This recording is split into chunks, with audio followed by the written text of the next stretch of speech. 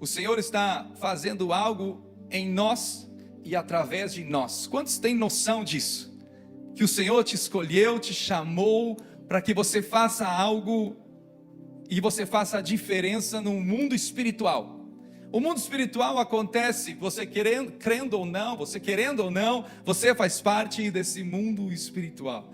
E o Senhor tem nos usado, nos chamado, nos levantado para fazer a diferença no lugar onde nós estamos e também na vida de outras pessoas. Nós somos chamados, escolhidos e capacitados por esse Deus. Talvez a gente muitas vezes se sinta como alguém pequeno. Talvez a gente se sinta como o menor. A gente pode se sentir como o excluído. Eu não sei se você já teve essa sensação. Eu já tive a sensação de estar num lugar, às vezes num trabalho, ou em um lugar onde outras pessoas, podem estar conversando e a gente parece invisível. A gente não é notado. As nossas ideias não têm valor. Se a gente falar, é como se não estivesse falando nada. Muitas vezes nós nos sentimos menores. Situações que nos colocam que a gente é até mesmo envergonhado. Situações que a gente se apresenta, que a gente diz: o que eu estou fazendo aqui? Como isso aconteceu comigo? Eu fui humilhado nesse momento, humilhado por esse patrão, humilhado por essa situação, nesse trabalho, em casa, tantas coisas que podem estar acontecendo ao nosso redor.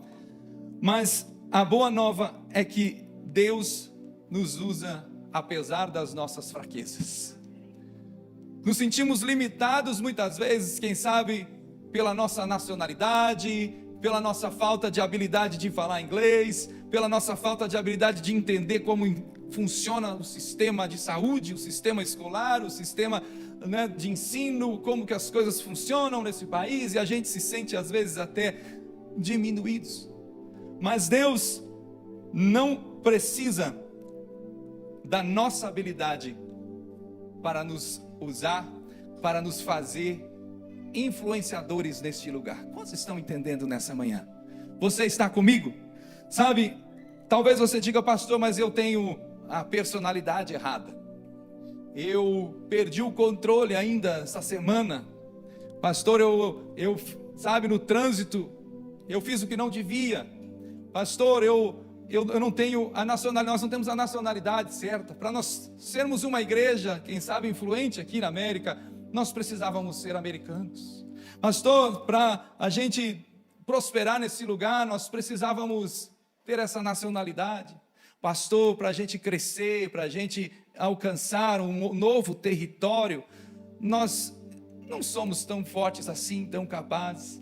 É isso que o inimigo tenta fazer em minha vida, em sua vida, lançando dados inflamados, setas inflamadas na nossa mente, no nosso coração. E se a gente deixar cair isso, a gente acredita nas mentiras do diabo e aquilo que ele está dizendo. Mas eu vim aqui nessa manhã dizer para você que quando você está fraco, aí é que você está forte. O apóstolo Paulo, ele enfrentava aqui no contexto de 2 Coríntios 12, algo que ele chama como espinho na carne. Ele já tinha caminhado no seu ministério, já tinha aberto igrejas, escrito cartas, ele já tinha ensinado, discipulado muitas pessoas, ele já tinha feito uma grande obra, ele recebeu a revelação divina, e ele diz: para eu não me exaltar, não achar que eu sou o bambambam, eu tenho esse espinho na carne que o Senhor permitiu que tivesse. E ele faz uma oração pedindo, 3 vezes ele disse que tirasse isso da vida dele. Não fica claro o que isso era, o que era o espinho da carne que ele chama, mas a Bíblia diz que isso incomodava profundamente. E ele orou para que Deus removesse isso. Qual tem sido o espinho da carne da nossa vida? Um problema que talvez se estende já há alguns anos. Uma dívida que começou pequenininha e de repente ela vem crescendo. Um problema que começou lá atrás e de repente você se sente culpado até no dia de hoje. Uma palavra dita, uma atitude errada, e isso trouxe uma consequência. O pecado trouxe essa consequência e isso tem te afetado, tem te deixado triste até nos dias de hoje. E Paulo orou para que o Senhor removesse isso. E sabe qual foi a resposta aqui? de Jesus: a minha graça te basta. Isso é, o problema não vai terminar, o espinho não vai ser tirado, porque você tem que entender que a minha graça é o que te basta. Pois o meu poder se aperfeiçoa na fraqueza. E agora eu gostaria que a gente desse uma luz nessa frase assim: o meu poder se aperfeiçoa na fraqueza. Vamos repetir isso? O meu poder se aperfeiçoa na fraqueza. Então Paulo entendeu que mesmo na sua fragilidade, mesmo na sua necessidade, Deus estava trabalhando nele, através dele, mostrando que a verdadeira força não estava em Paulo, mas estava em Deus. A verdadeira força não estava nele, que recebeu a revelação do evangelho, do cristianismo, sabe, do ensinamento, dos princípios da igreja, da base sólida da igreja, mas a verdadeira força estava em Deus. E ele, então era como se dissesse assim: fica calmo aí, meu querido, porque quem tem a revelação é Deus, quem tem o poder é Deus. Mas ela diz o seguinte, que uma senhora, ela carregava 2 baldes toda manhã, ela ia até o riacho, ela enchia o balde e ela voltava com aquele, sabe, aquela madeira aqui nas costas, um balde desse lado, outro balde desse lado.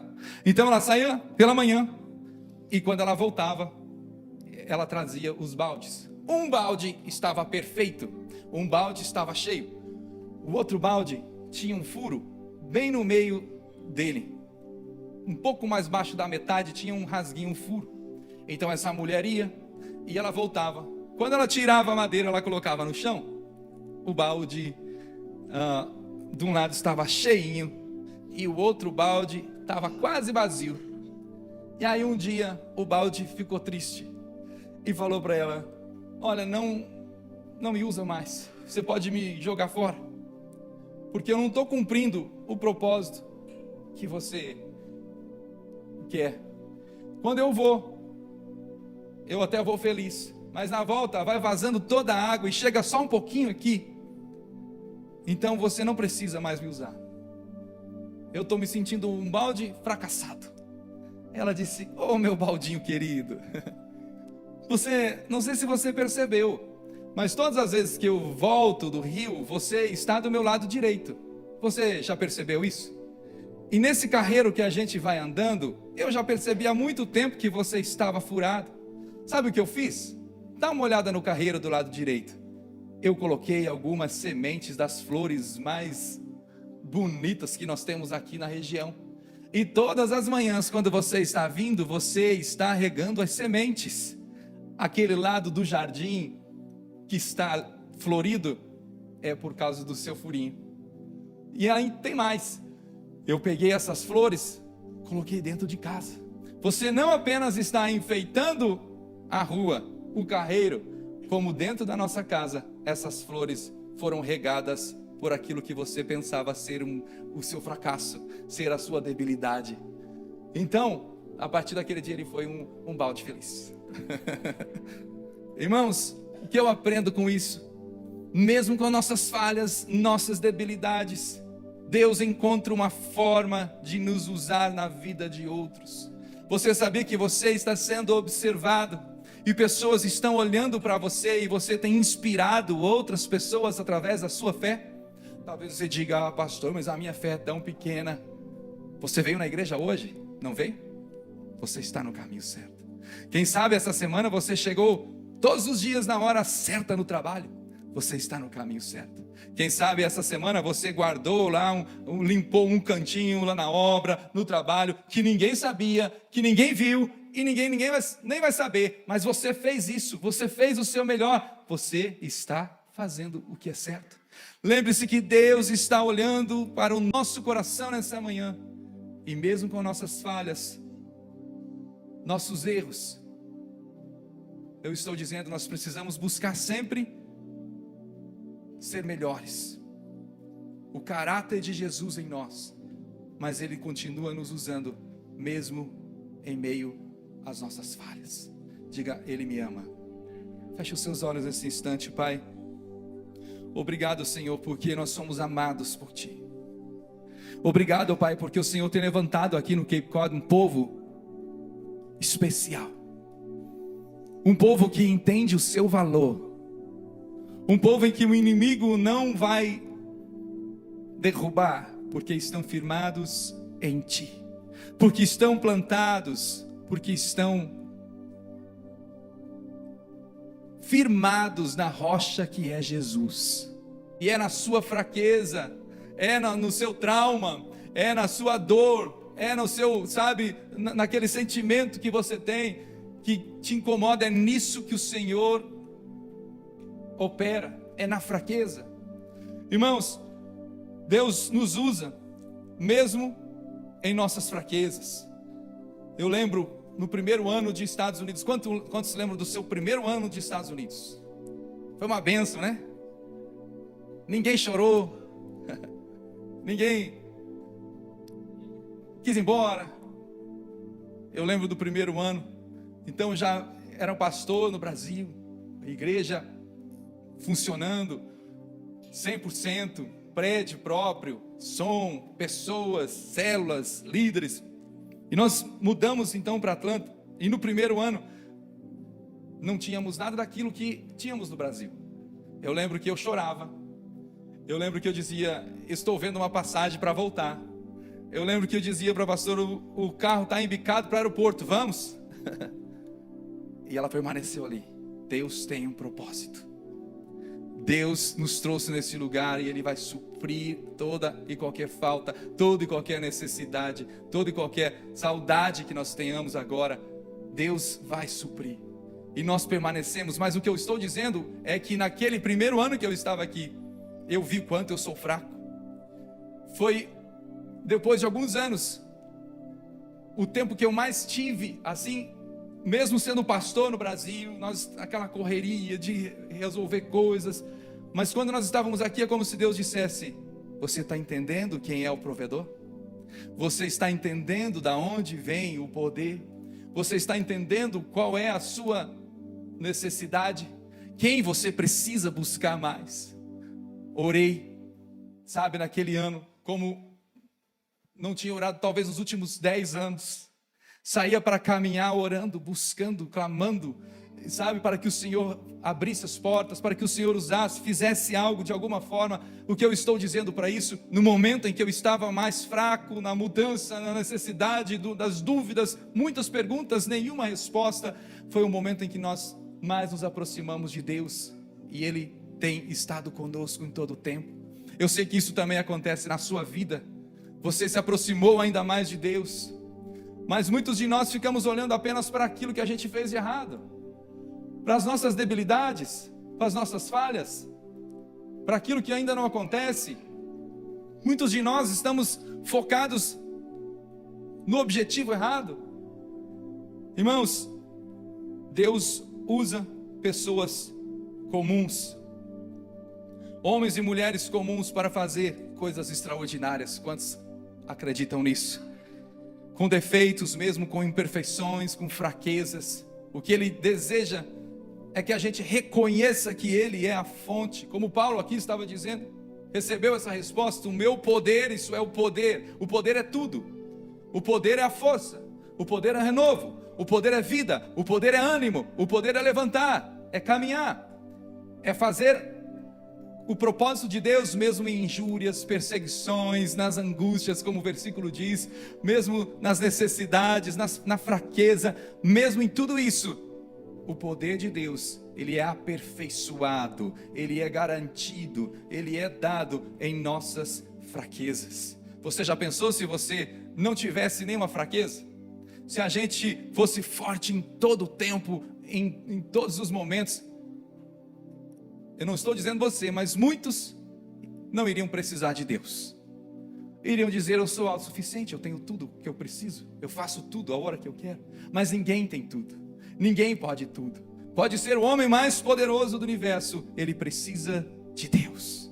Ele precisa do poder de Deus que está operando em nós nessa manhã, neste lugar, na sua vida, na sua casa. Para aqueles que têm o coração sensível, o Senhor está fazendo algo novo nessa manhã. Deus não precisa você não precisa provar para Deus. Olha, eu desempenhei no passado, então me usa agora. Olha, eu tenho boas habilidades, então agora o Senhor pode me usar. Olha, eu tenho um bom conhecimento, eu tenho bons recursos, eu tenho bons contatos, então pode me usar. Deus não está preocupado com isso, porque Deus não é um Deus que olha o exterior, mas Ele olha, diga, o coração. O coração, o que Deus está olhando para você nessa manhã, para mim, está olhando o nosso coração. Qual é a nossa intenção? Qual é a nossa verdade? Qual é o nosso caráter? Qual que é a nossa vida?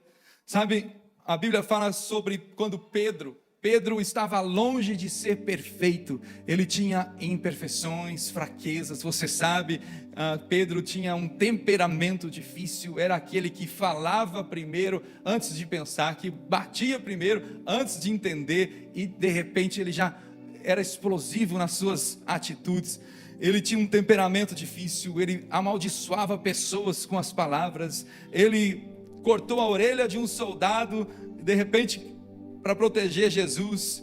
Depois de um tempo com muito medo, ele estava na hora do julgamento, ele nega Jesus 3 vezes, cheio de falhas, de imperfeições, de fraquezas. Mas depois nós vemos, a Bíblia fala que ainda assim ele foi um do braço direito de Jesus.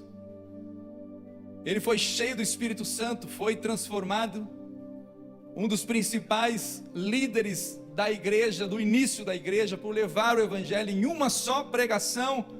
Mais de 3.000 pessoas se converteram, o recorde escrito nas escrituras para aquele tempo. Onde ele passava, diz que a sombra dele curava enfermos. Isso é, mesmo com as necessidades, com as falhas, com as fraquezas, Deus olhava o coração de Pedro. Deus olha o nosso coração nessa manhã. Diga, Deus, olha o meu coração. Irmãos, Efésios 2:10, a Bíblia diz, Efésios 2:10, afirma: pois somos a feitura sua. Porque somos a feitura sua. Essa palavra feitura, preste atenção, somos feitura sua, criados em Cristo Jesus para as boas obras, as quais Deus preparou para que andássemos nelas. A palavra feitura do original grego é poema, que pode ser traduzido como obra de arte. Obra de arte, poema, obra de arte, obra-prima. Você pode olhar para a obra-prima aí que está ao seu lado, diga, que obra de arte. Só os esposos falam para as esposas, né? Isso é uma obra de arte. Amém. Obra-prima. É a Bíblia que está dizendo que nós somos feitura sua, poema. Nós somos a obra-prima de Deus, a obra de arte. Filipenses 1:6 diz que aquele que começou a boa obra em nossa vida ainda não terminou. Isso é, nós estamos sendo esculpidos, feitos, trabalhados, em processo de. Nós somos filhos desse Deus que tem cuidado de nós e que olha para o nosso coração, para as boas obras, as quais Deus preparou para que andássemos nela. Vamos andar nas boas obras do Senhor. Deus nos formou como parte da sua criação, queridos, e Ele planejou as obras dele para nós. Não é isso? Isso não é maravilhoso? Nós fazemos parte da obra de Deus, do plano de Deus. Por isso, quando alguém não entende isso, vive sem propósito de vida, sente um vazio do tamanho do oceano dentro de si, sente como se estivesse perdido, não sabendo a direção. Mas quando nós entendemos que Deus nos criou para um propósito, que somos feitura, obra-prima, que somos obra de arte desse Deus, nós somos preenchidos, e todo vazio é preenchido, todo propósito é completo quando nós fazemos a obra e aquilo que nós fomos chamados. A Bíblia nos dá exemplo de homens, e eu anotei alguns aqui, que passaram por isso em suas vidas, que mesmo com suas imperfeições, suas fraquezas, já no início nós falamos sobre Adão e Eva, a gente vê a queda do homem. Mas Abraão mentiu ao dizer que Sara era sua irmã. Abraão, por medo de ser morto, ele demonstrou falta de confiança em Deus. Mas Deus olhou não para o erro, mas olhou para o coração de Abraão. E apesar disso, ele foi chamado de pai da fé da nação de Israel. Na fraqueza, fortalecido.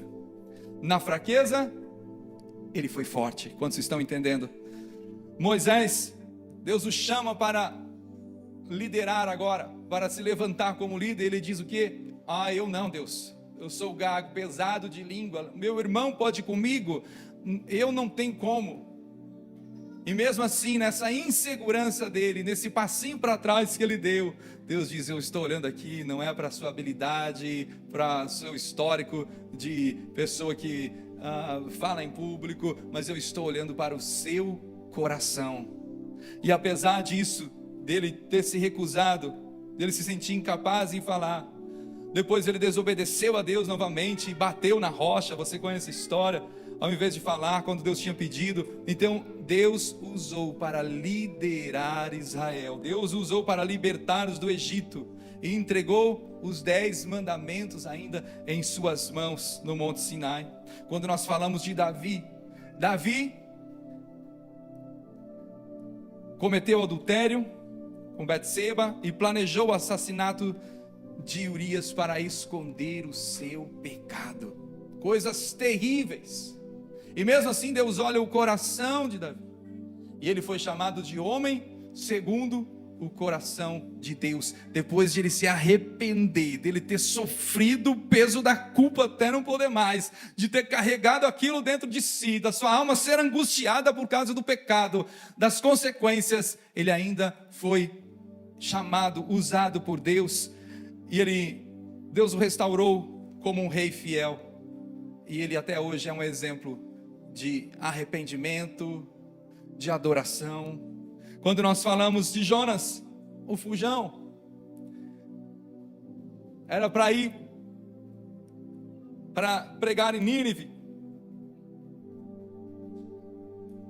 Deus, depois de ele ser engolido por um peixe, Deus o usa. Você conhece essa história? Ele se arrependeu, ele pregou, e toda Nínive voltou-se para Deus, porque ele foi fortalecido em um momento de fraqueza. Irmãos, eu não sei você, mas eu tenho uma expectativa tão grande para o que Deus irá fazer nos próximos anos aqui nessa igreja, na sua vida, na sua família. Deus vai te usar de uma forma tão grandiosa para pregar o evangelho, para orar pelos doentes, para libertar corações angustiados, pessoas que estão presas no pecado, pessoas que estão presas na tristeza. Deus vai nos usar de uma forma tão grandiosa. Aí talvez você diga: pastor, mas isso é improvável, nós somos pequenos. Pois eu estou aqui para dizer a você nessa manhã que é na nossa fraqueza, na nossa debilidade, na nossa falta talvez de habilidades, é que o Senhor vai nos usar para confundir os sábios. Quantos estão recebendo nessa manhã essa mensagem? Nós vamos avançar em nome de Jesus, nós vamos conquistar o território que pertencia ao inimigo. Quem sabe, tantas coisas que a gente vê acontecendo por aí, tantas bruxarias, tantos trabalhos feitos, sabe, é onde nós vamos entrar com luz, com casa de paz, com a presença de Jesus. Nós vamos ser influenciadores de toda essa região.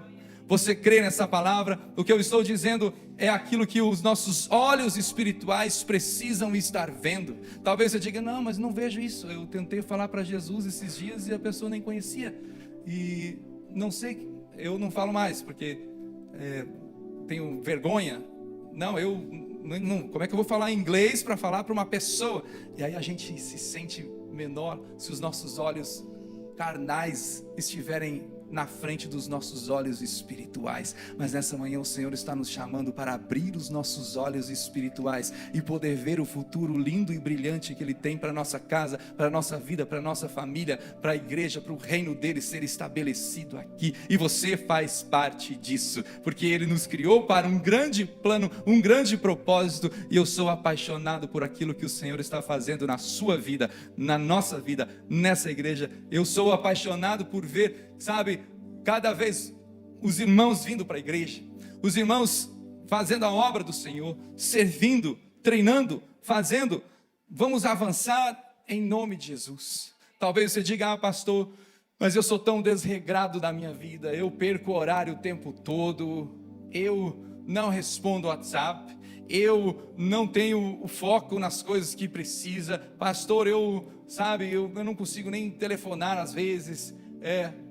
Não olhe para aquilo que você está vendo como uma fraqueza, porque Deus não está olhando para a sua fraqueza e te culpando. Ele está olhando para a sua fraqueza dizendo: eu vejo em você um coração pronto para fazer algo extraordinário para o meu nome.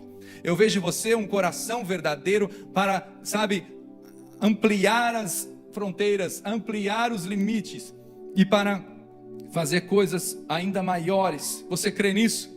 Pedro negou Jesus 3 vezes por medo de ser associado no julgamento, e mesmo assim Deus o usou na igreja primitiva como um pregador corajoso. Olha o que o Espírito Santo faz. Ele pega a fraqueza, aquela palavra errada de Pedro, o princípio temperamental de Pedro, e ele transforma isso em um líder corajoso que vai à frente, que fala de Jesus. É o que o Espírito Santo está fazendo na sua vida nessa manhã.